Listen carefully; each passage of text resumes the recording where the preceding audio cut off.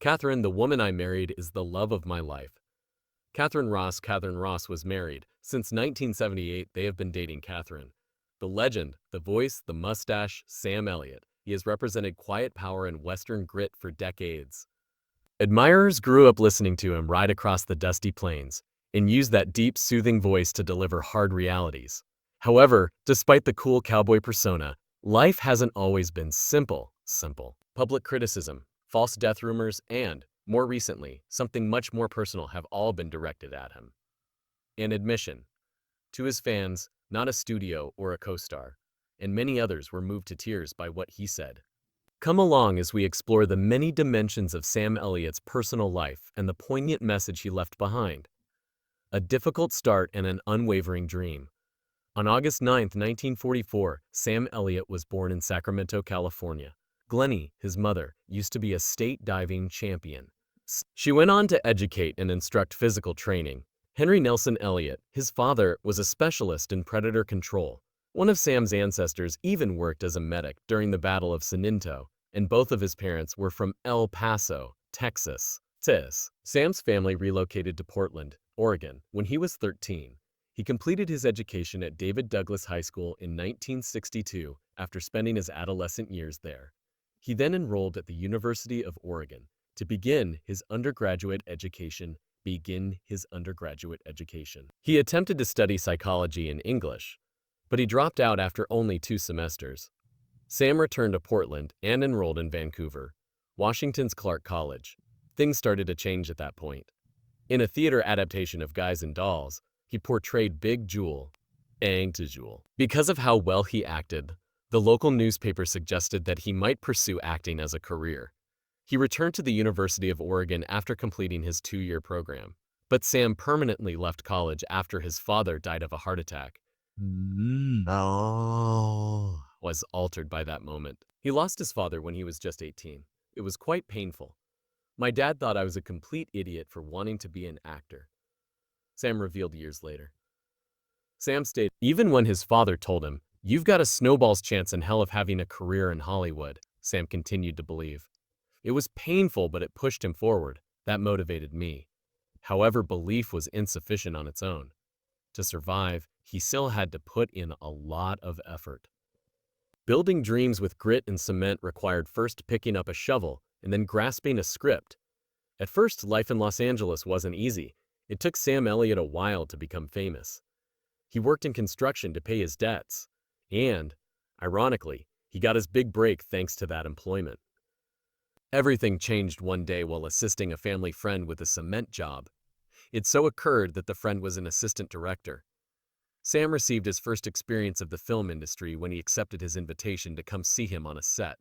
Sam used to quip, "My big break, pouring cement."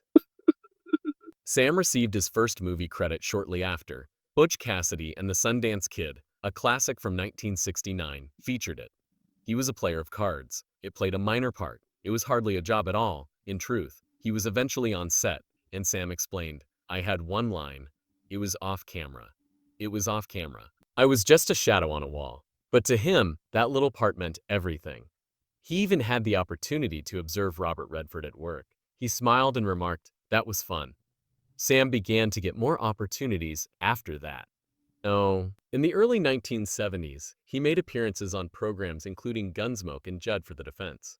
In addition, he played Renslow in a few episodes of Lancer. A part in Mission Impossible followed.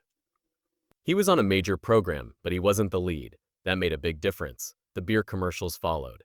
He was featured as the cowboy walker in the Falstaff beer advertisements in 1972. He was a fantastic fit for the position. His entire mood, his voice, his appearance, The part seemed to have been written specifically for him. Real stardom was still a ways off, but it was well worth the wait when it arrived. Setbacks and breakthroughs. In 1975, Sam Elliott made a significant discovery. In the television movie I Will Fight No More Forever, he played Charles Wood. Chief Joseph and the Niespe Purse tribe were the subject of a stirring play. Sam demonstrated depth and strength as an actor in a leading role. His image as a cowboy was no longer the only factor. His true brilliance became apparent. He then portrayed Rick Carlson in Lifeguard in 1976. The film turned out to be a quiet hit. In Southern California, he played a lifeguard who began to doubt his own existence. The narrative was incredibly relatable. Variety magazine criticized the film, saying it was disappointing. However, they saw Sam. Elliott has some beefcake value, but he portrays himself as a passive reactor most of the time, they stated. The movie helped Sam advance, even if they didn't give him all the credit he deserved. He was no longer merely a background figure. However, not every position was successful. He was chosen to play Ale Knievel in a television pilot in 1974. Given how well-known El Naval was at the time, that seemed thrilling. The concept for the show was crazy. In a motorcycle competition, Sam's persona would face off against a female stunt rider. The pilot didn't make it very far. It was not developed into a full series by CBS. Sam was informed years later that the pilot was available on YouTube. Listen, there are stinkers out there for everyone. He responded, F me. And we survive if we're lucky. Sam is the type of man that does that. He doesn't act as though each role was flawless. It belongs to him. It makes him giggle. He goes on. However, despite the ups and downs, viewers continued to like Sam for some reason. The sense that he meant every word he spoke, that voice, and that serene strength. His great career was more important than any one role since he had something genuine. Sam Elliott started to become more well-known as a character actor in the late 1970s and early 1980s. He played Tom Keating in the 1977 miniseries Aspen, which was one of his first significant roles. He played opposite Catherine Ross, who would later become his wife, and Farrah Fawcett in Murder in Texas 1981, a few years later. In 1985, he co-starred alongside Cheryl Ladd in the film Death in California.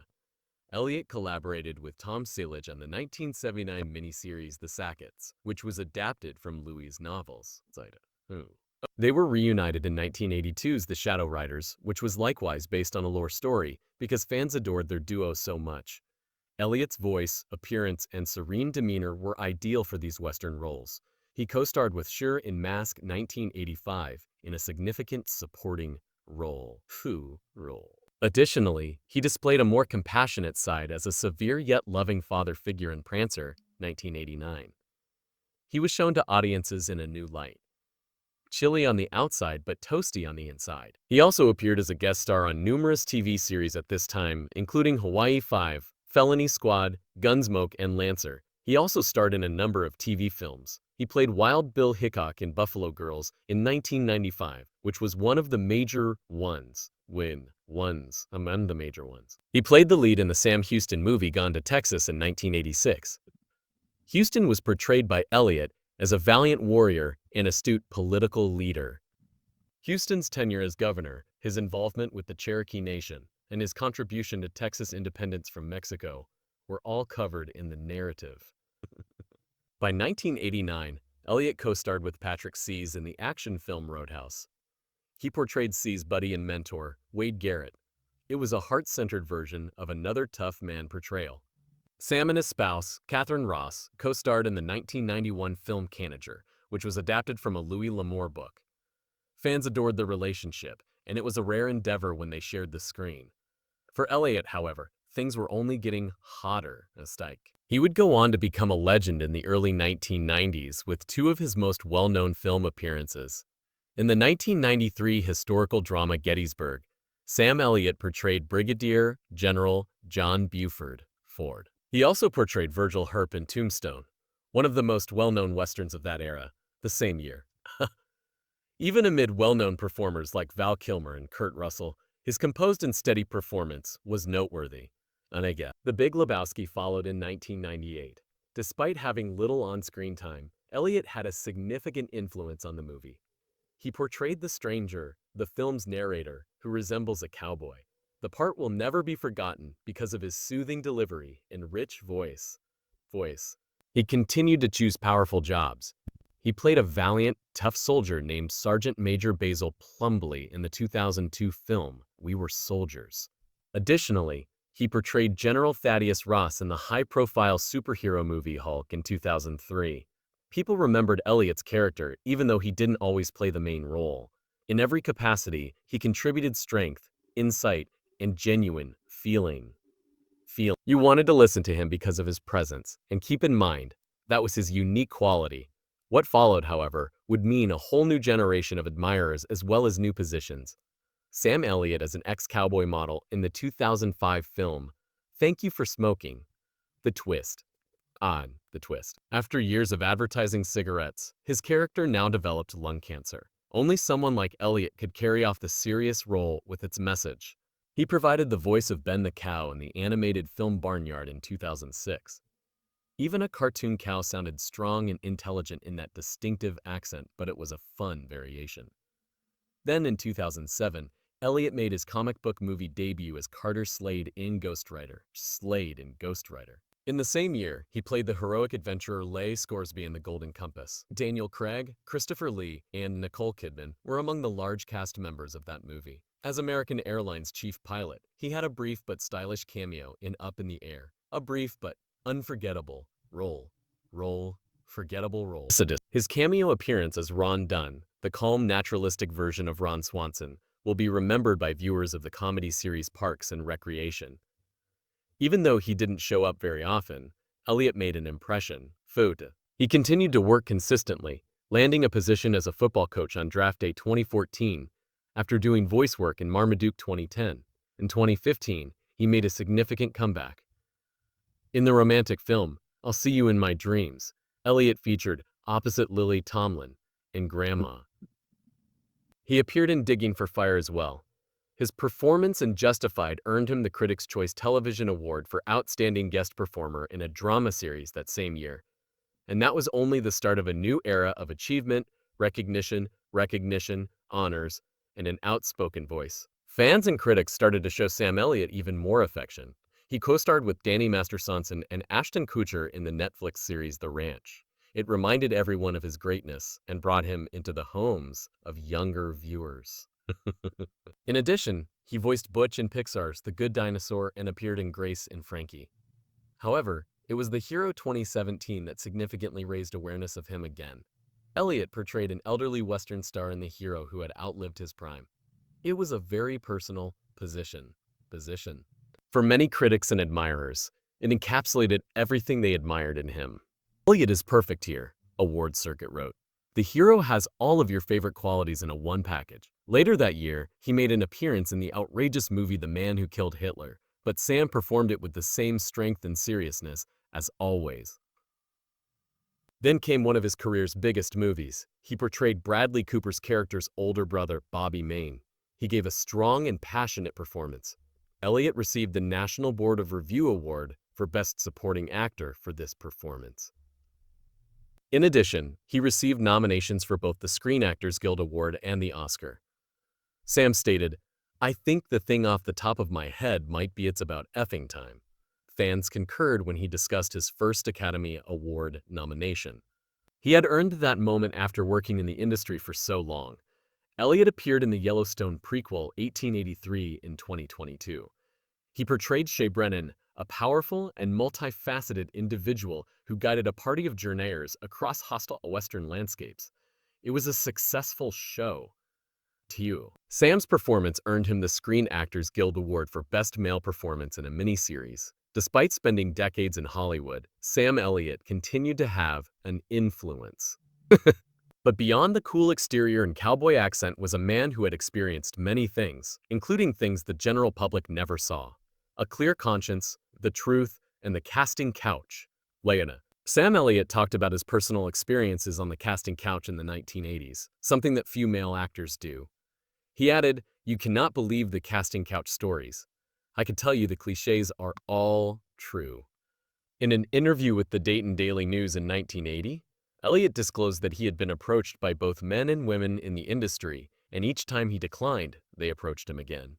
"I think it's hurt me," he said. "However, I am the one who must bear that guilt. My conscience is clear, even though my career is still not setting the world on fire." As someone who stood by his principles despite the consequences, Sam Elliott was a strong supporter of the Me Too when it started years later. "It's the best thing that's happened to Hollywood in a long time," he said in an interview with Variety, where he acknowledged that things in Hollywood often worked both ways, with some people going to any lengths to survive, But what broke his heart the most were the young, innocent people who came to Hollywood with dreams only to have them devoured by the system. While many actors have adapted to the fast-paced world of fame and technology, Sam Elliott has chosen a different route, and his method of remaining grounded is evident in one significant decision he has made. His honesty and strength have always made him stand out, and he has remained true to himself throughout a noisy and evolving industry. Reasons for Sam Elliott's social media avoidance. In an interview with RPay magazine, Elliott stated, "Everywhere you look, people are looking at their hands." While most celebrities share updates, selfies, and behind-the-scenes photos with their fans on social media, Sam Elliott does not use either of these platforms.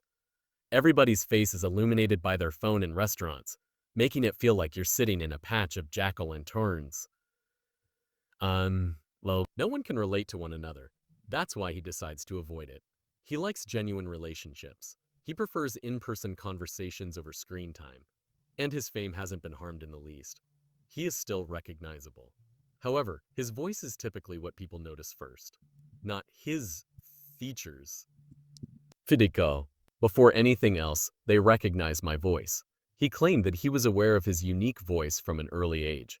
In church choirs, he began as a tenor, progressed to baritone, and eventually became a deep bass.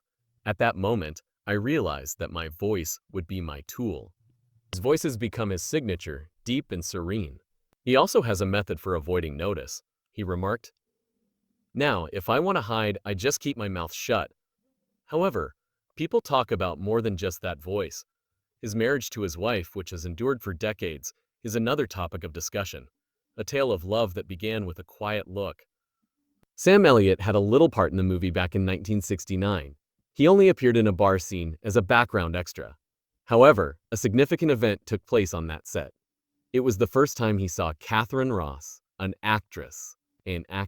Because of her performance in The Graduate, she was already well known at that point. Sam said nothing to her. At the time, I was afraid to approach her.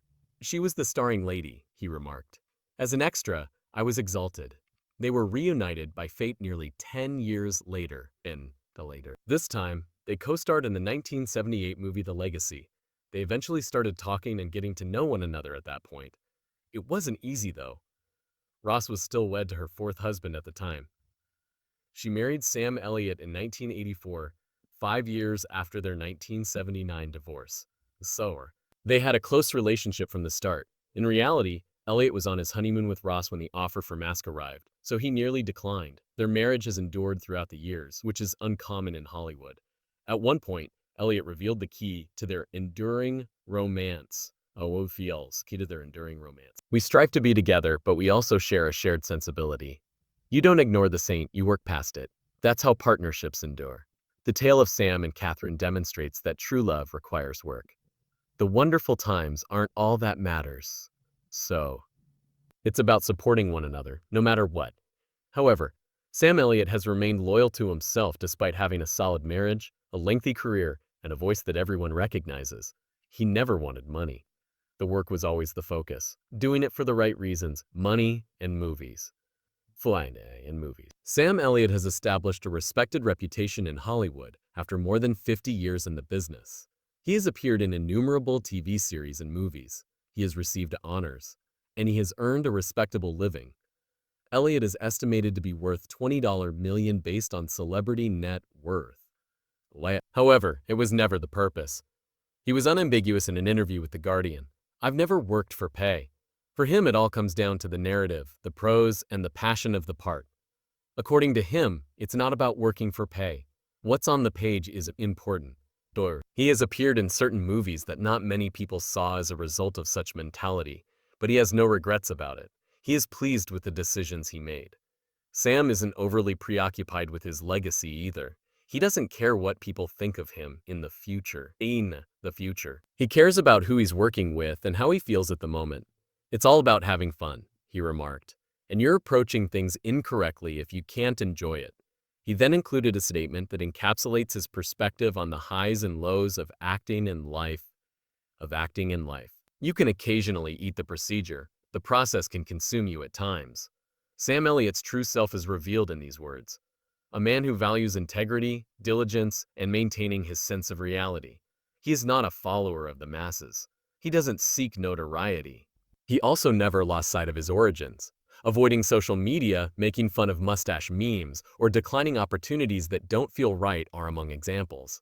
He has always trusted his instincts, and that is the reason why fans return. Not only for the deep voice or the cowboy hats, but also for Sam Elliott, the guy behind them, the authentic, blunders throughout one's career. In Hollywood, Sam Elliott's voice and visage are among the most identifiable. He came to represent the tough, quiet cowboy with his deep draw and that iconic mustache. It wasn't always easy sailing, though. Sam once claimed that he nearly destroyed his career before it had even begun. Things weren't always simple. Elliott admitted to Business Insider in 2017 when promoting his film The Hero. The movie The Hero was significant to Sam, who stated, "I thought I ed myself out of a career. After years of playing supporting parts, it was his first significant leading role. He portrayed Lee Hayden, an elderly Western performer who is battling time and industry demands. I could relate to the story." What did the story? Brett Haley, the film's director, previously collaborated with Elliott on I'll See You in My Dreams. During the film's promotion, the two bonded and later collaborated once more. The Hero was written with Sam in mind by Haley and his writing partner, Sun. According to Elliott, every actor's dream is somebody writes something specifically for them. He continued, "Over the years, I've had people write parts for me, but I've never had anybody give me a script that was written with me on every page." For Sam, this occasion was significant despite his lengthy career. It gave him a fresh sense of being seen. However, he was about to face a maelstrom of controversy just when everything appeared to be going well. Public apologies are necessary when words are overused. Sam Elliott became the target of criticism in 2022 after voicing strong opinions about the Oscar-winning film. When Elliott appeared on the WTF podcast with Mark Maron, he blasted the movie's depiction of cowboys and labeled it a piece of hide. Additionally, he questioned the history of director Jane Campion and made comments that suggested unease with the film's sexual themes. It was not taken lightly. His remarks on the movie, its performers, and New Zealand-born Campion sparked intense criticism.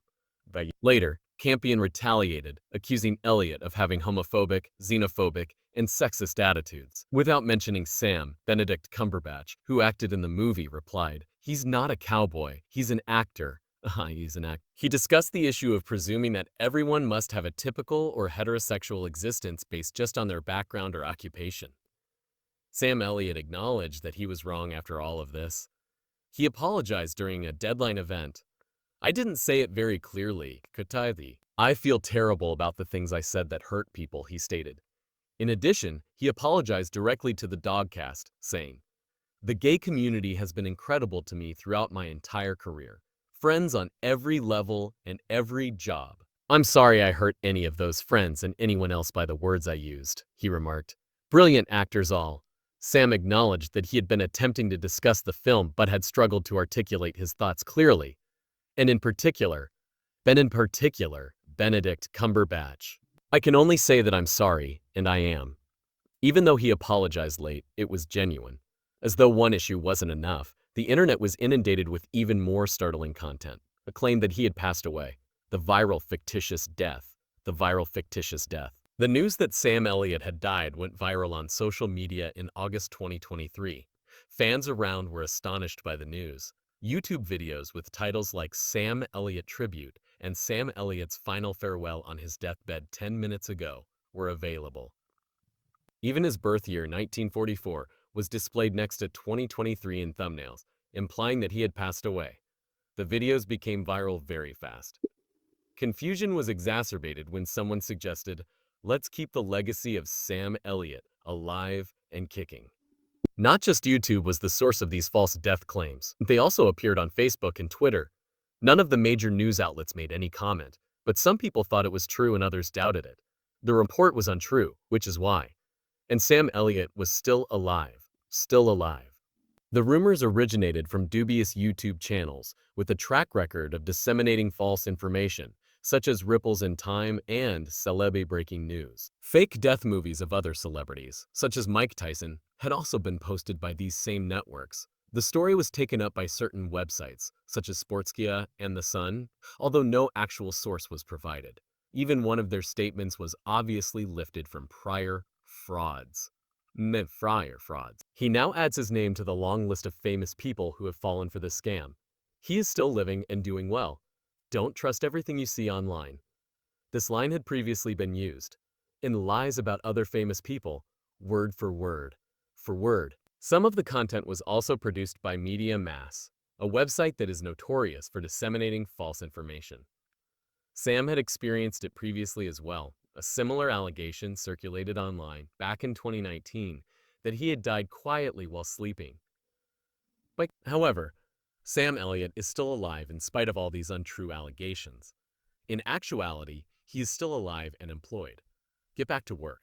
Sam Elliott isn't slowing down at all, despite all the reports. Season 2 of the Paramount Plus series Landman marks his comeback to the screen. Taylor Sheridan, who founded Yellowstone in 1883, is the show's creator.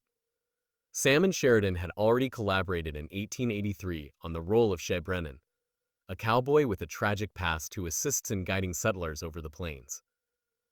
Sam will be a series regular this time around in Landman. The program centers on the people who work in the oil and gas industry and is set in Texas. Billy Bob Thornton, who plays the lead, claimed that the part was written just for him. What is Landman about, then? It narrates the tale of landmen, experts who work closely with landowners to protect their rights to oil and gas. They deal with large companies, arrange leases, and converse with billionaires. Tommy Norris, played by Thornton, is situated squarely at the center of that universe. Fans are eager to see Sam Elliott return to the screen, even though the specifics of his character are yet unknown. His previous work with Sheridan and his capacity to infuse each role with poise, nuance, and strength make him an ideal choice for this grim series. Sam Elliott is still standing strong, working, and doing what he loves despite all the ups and downs, professional setbacks, apologies, and death hoaxes. How do you feel about Sam Elliott's determination to voice his opinions, no matter what, especially if doing so sparks controversy? Hey, leave a comment below with your opinions. Remember to hit like, subscribe, and follow for more amazing tales from the intriguing history of Hollywood.